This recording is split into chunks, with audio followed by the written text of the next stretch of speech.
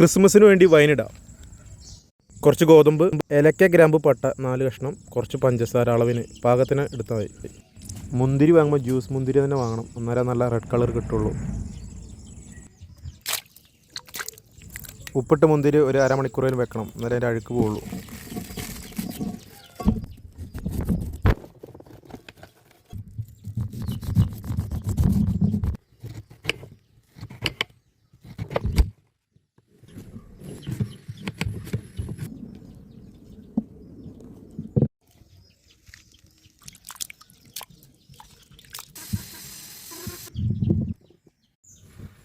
മുന്തിരി വേവിച്ചെടുക്കുന്ന, അതാകുമ്പോൾ വെള്ളം കളയേണ്ട ആവശ്യമില്ല, വേവിച്ചാൽ മതി നന്നായിട്ട്.